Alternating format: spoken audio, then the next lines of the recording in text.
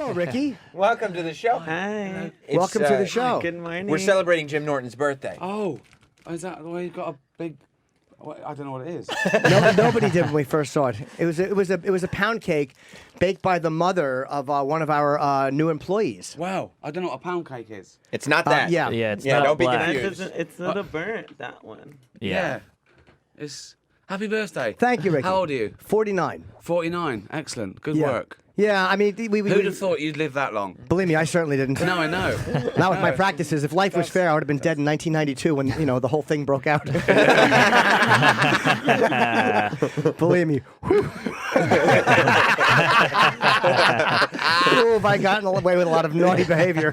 You and Magic. Oh dear. When did you wipe literally that? When did you wipe that sweat off your brow? Was it like just was it the tail end of the '90s? It when was you were 2 like, weeks ago, and I took an oral HIV test. You can do that with saliva. Yeah. Because I'm more petrified now to get an HIV test, and I came up negative. We talked about it on the show, but it was fucking horrifying taking I that go test. through the same thing every time. You do, right? Every 2 weeks, I have to get tested for Every the 2 industry. weeks? Yeah. Well, that's another reason why I stopped doing movies, because it's getting too scary, and people are coming out positive, and you have to get tested every 2 weeks. So can you imagine going to draw blood every fucking 2 weeks? It sucks.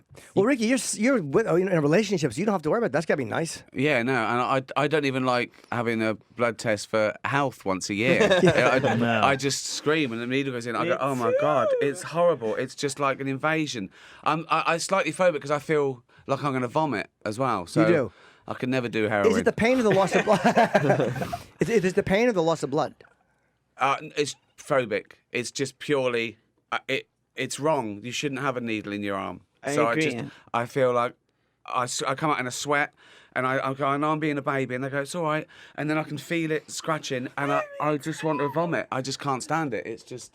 It's horrible. The smell of rubbing alcohol, the coldness oh of yeah, the rubbing 'cause alcohol you know on what's, you. You know And what's then the happening. turn- And then when it's It's over, it's just over, and I don't care. It's like fine. Right. It's like, well, that's ridiculous. But I'm sweating now thinking about Me it. A too. needle going in. Yeah, It's because just- right after it's like it didn't hurt. yeah, it wasn't a big ridiculous. deal. You Yeah, feel the same. Yeah, I know. Sometimes like they miss the vein, Oh, yeah. and like, oh my God, sometimes your vein is like tight on the if cold days or warm days. Sometimes your blood doesn't flow, and you have to sit there, and I'm like, oh my God.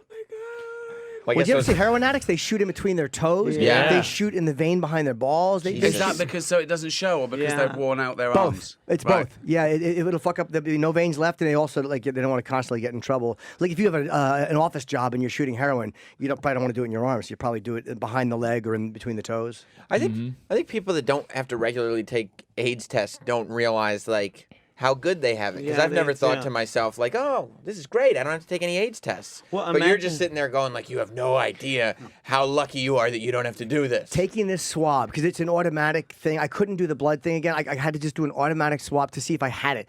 It was one of the worst 30 minutes of my life. Why do you Yeah. But think? why? Just because the fear of the result, not because the actual thing. Oh yeah, there was nothing. You right. You swab it, and You've had worse things in your mouth. Oh, certain better things.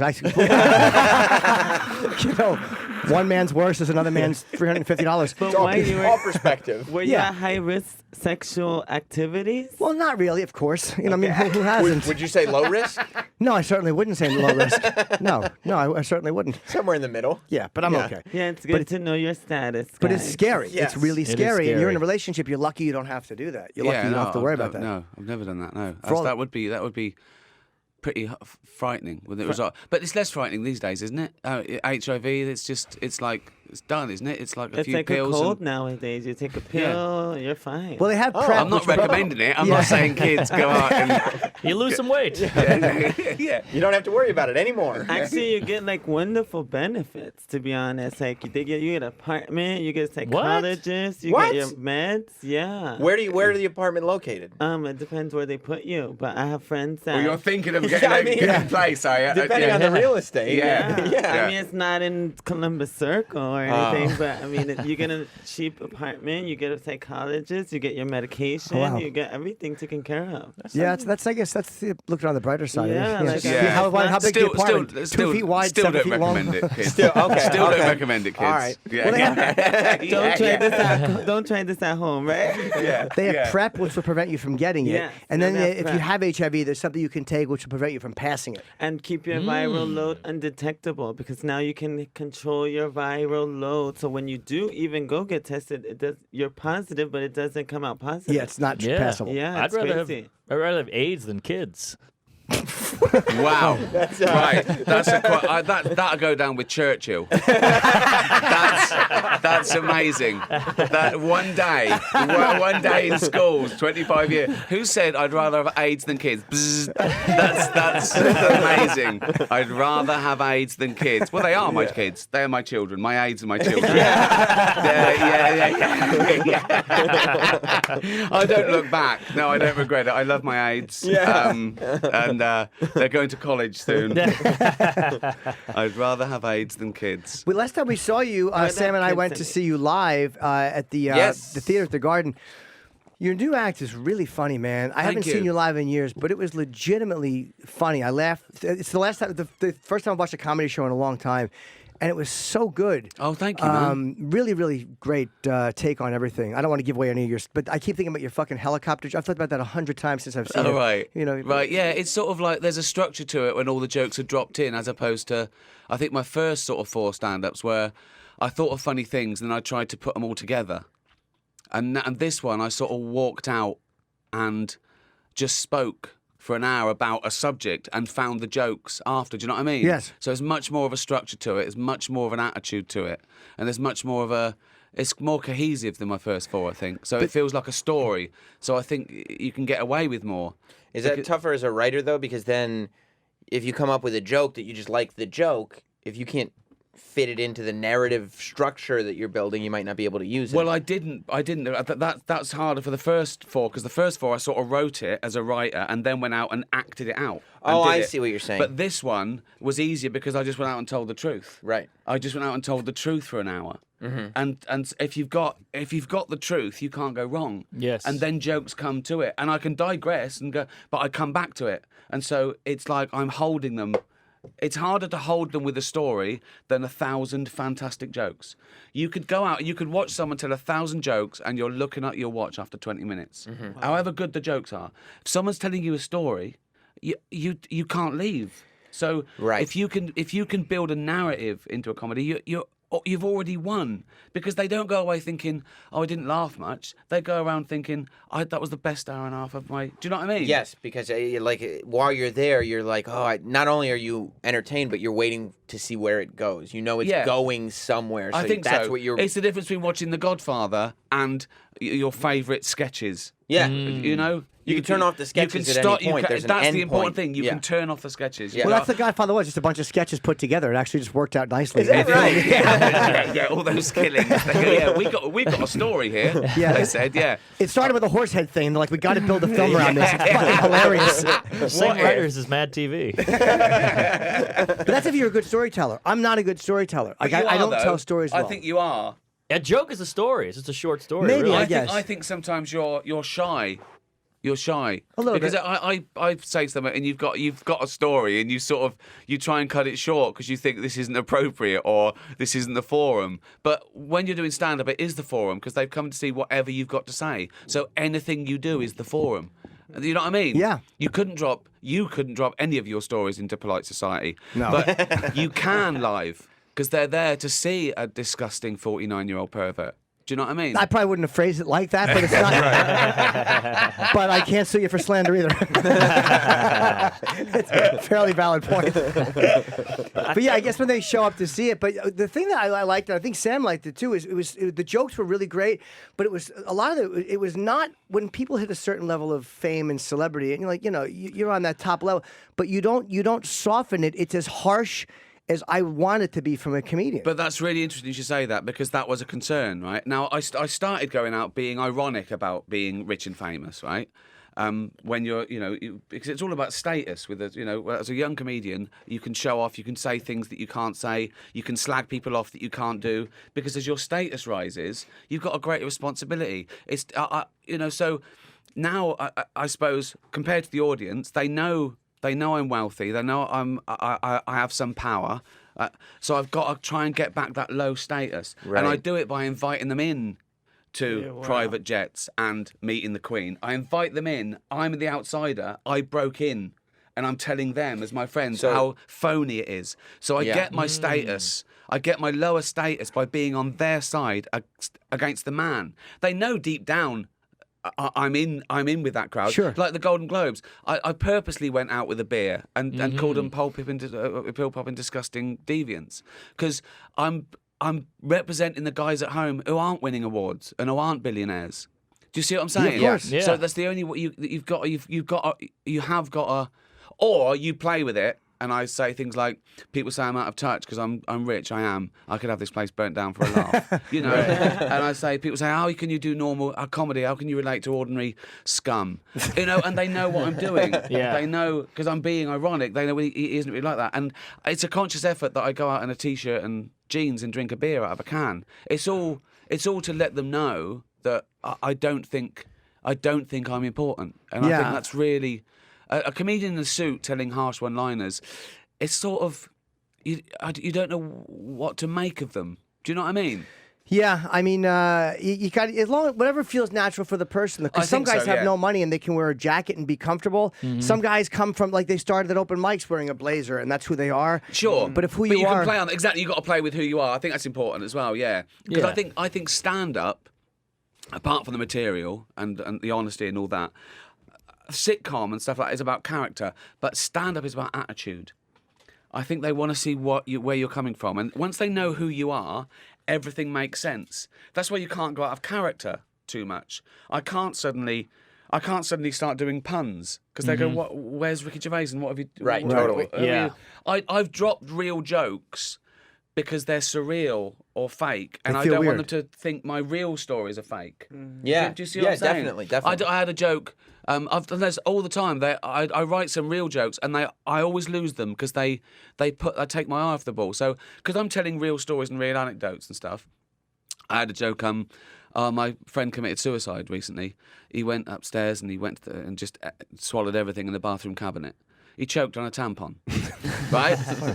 But now they go, oh yeah, he's lying. Or maybe he's lying about the stuff he talked about his brother and his mum. So I drop it because it's just not me. something that doesn't ring true, you don't want to compromise the integrity. Yeah, exactly. okay. Because I don't want to think the stuff that is true isn't true. So And it's funny. You get once in a while you get criticized for your stand-up, but by people who just don't like. And I'm like, as a comedian, I watch you, and I'm like, I'm critical of comedians.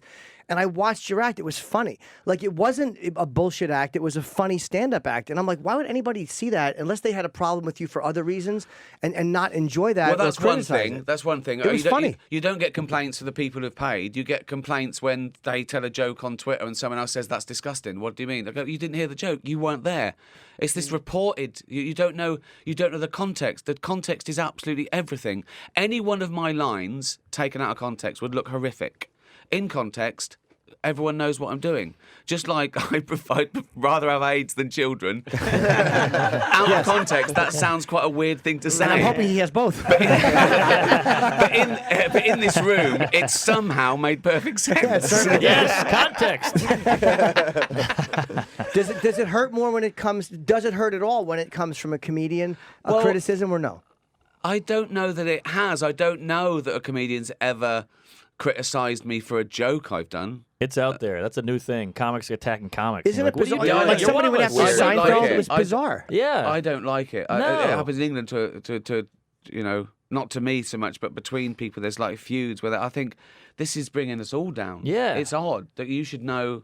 You're allowed to not like someone, and you're Sure. allowed to, but it is odd. It's a new way of. That's how they get noticed. They're outraged. Well, that's because they're never the thing. funny. No, I know. I've got one troll that's a comic that just trying to get my attention. He's been around Right. for 5 years, and I'm just ignoring it. I'm just ignoring it because I'd make him more famous. Exactly. You know, You give him so- power by giving him attention. But I wonder Yeah. what the problem with you, only because like whether there's guys that don't contribute anything or not, but like you The Office, I mean, like and stuff since then, like it's such an amazing contribution comedically, and it kind of changed the way a lot of TV was done, and it made everybody follow suit, and then you follow it up with extra. Like, how can anybody give you shit? Well, because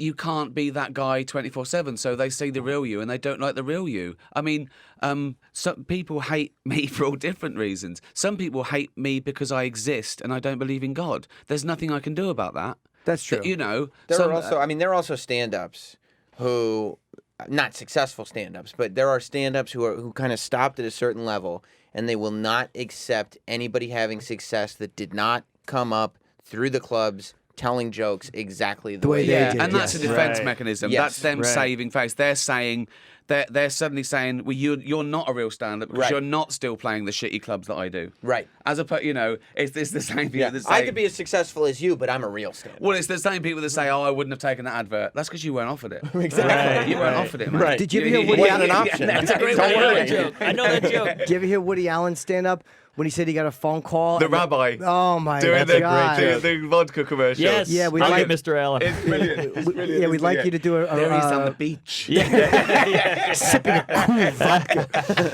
Oh, I don't care what he Exactly. does in his personal life. That fucker could write a joke. Yeah, He's one no, of it the was, best ever. he was the best. He was the best. Yeah. Somebody now, Brad in Canada is saying, ask Ricky about his shows in Toronto. Why is- They were my favourite. They were great. They were, you know, it seems to have got better as I go along, and it should get better. You know, your match fit, everything you do, you play more.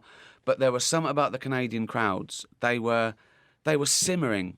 They were laughing between the jokes, and I played more. I did the same set, exactly the same set that I thought, and it was 10 minutes longer, just because.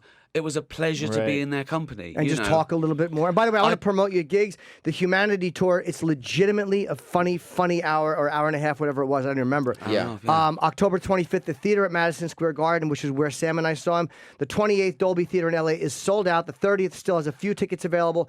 November 1st, the Dolby in LA has a few tickets available.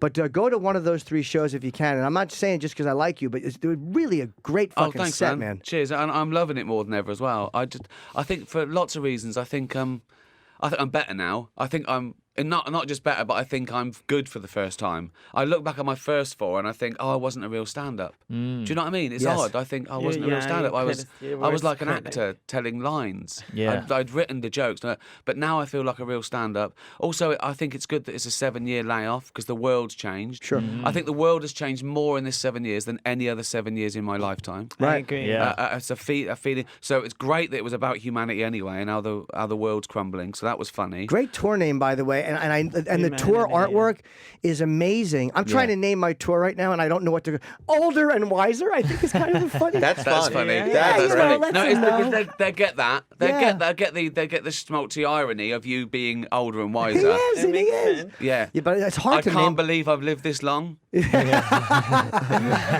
Jim Norton should have been dead in '88 tour. Yeah, exactly. Yeah. I don't know what to call it, but that's Humanity is such a great name. And Well, it started with the pomposity of comedians thinking they can do a definitive study. I like those, like animals, politics, science, and it was like slightly ironic, and I go off. But actually, funnily enough, this show is about humanity. It's the first one that you could be. It makes sense. People feel that they have seen a show about the world, and and it's more personal. So I talk about my upbringing and how things have changed. And the other thing is, I think people know me after 15 years, so I can get away with more.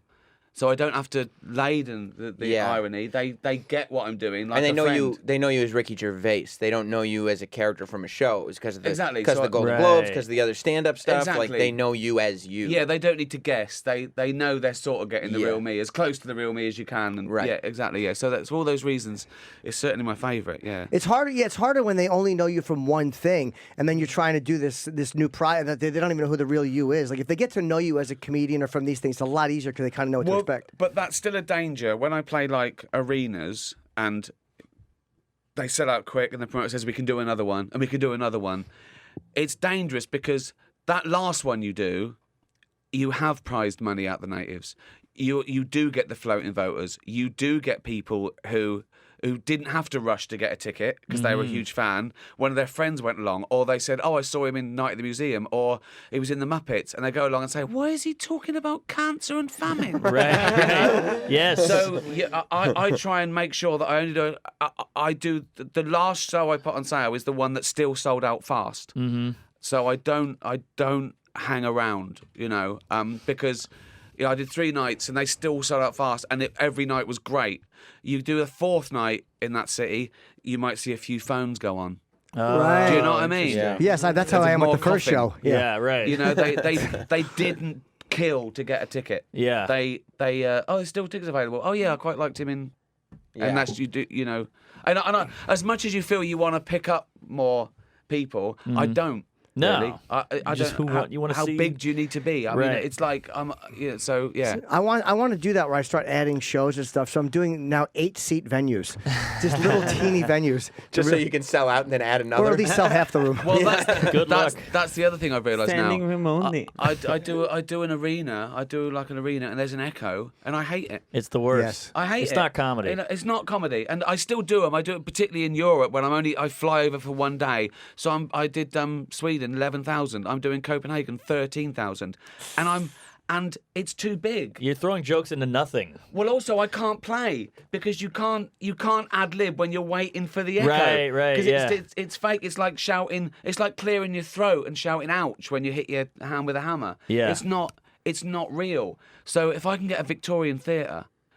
It's perfect. I think 3,000 or 4,000 is just absolutely perfect because you get the woof. It's Yeah. not like you go, "Oh, that's even louder in arena." It just takes longer. Exactly. And it's like, So- I know. It's so not fun. and there's something fantastic, and it's honestly it's good for the soul to do a smaller venue's better for everyone. I think it's Yeah. just that in some towns I can't do 15 shows in a.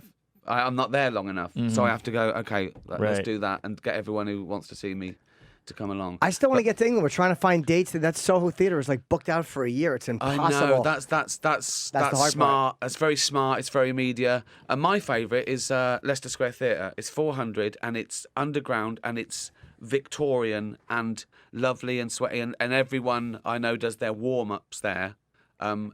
You'd love that. That is my favourite small venue in London. I'll do any of them. I'm trying to just get over there before the end of the year. It's really, but we've been trying. They're like the Avails.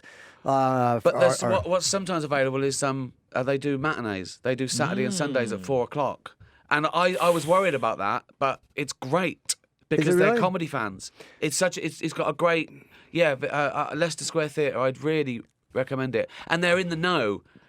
It's almost exclusively comedians. It's not like you have to go on between schools tap dancing. It's not like it's like a comedy theatre. It's became its niche. So. The mailing list is so smart. They're comedy fans. Maybe I'll do that, and I'll bring my fiance Natasha with me. It'll be nice. Do Leicester Square Theatre. Yeah, I really do want to get over there. I've been trying, and it's just And get out of London as well if you can. Where's Leicester Square? That London? Not That's London. Oh, it is. London, yeah. But if you can do a Manchester and a Liverpool. a Bristol, Liverpool. What about Birmingham? Birmingham's big. Birmingham's like a London, really. Well, that's where Black Sabbath's from, so I would do Birmingham just out of respect. Yeah. But aren't Smart. they poor there? Thank you Smart. very much. Out of That's- respect. yeah, it's smart. But isn't that kind of like a lower money area or no? blue collar. Not that it's bad. I'm just asking. Well, everywhere's lower than London and New York, isn't it? It's like Tokyo, London, New York. Yeah, everything's like. But yeah. I'd But love what do to you do mean it. by that? You mean that you can't charge as much? Oh no, I was right. literally not even thinking of the. I was just because I'm thinking like Sabbath said they came from nothing. Ozzy had no shoes. Well, like, yeah, but there's 5 You're million. just thinking about Sabbath. You That's just all I'm thinking. stop That's all I'm thinking thinking about of. your. But there's 5 million people in Birmingham, so you're going to have true. the same percentage of poor people and millionaires. So There's only 4 that matter to me. yeah, exactly.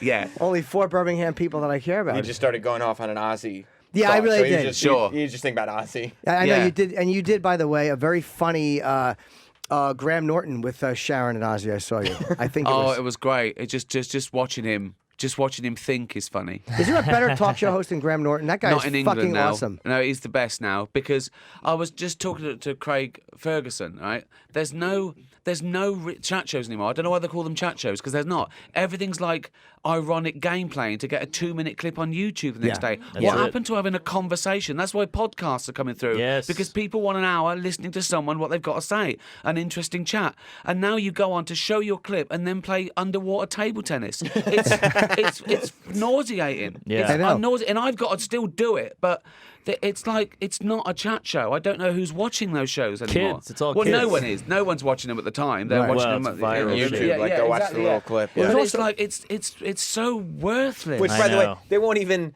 Nobody's even going to watch the part where you're on promoting your thing. No. They're just going to get to that underwater thing. Yeah, Just right. that one little I clip, know. and it So doesn't matter what you're promoting. I mean, I always try to say, just save the film as I come out so I can do, I want to work. I Yeah. want to do 6 minutes of new material for them because I want the audience to go, oh, he was good. He didn't just talk about his film and play table tennis. So I try and come up with new material every time I do one of these things.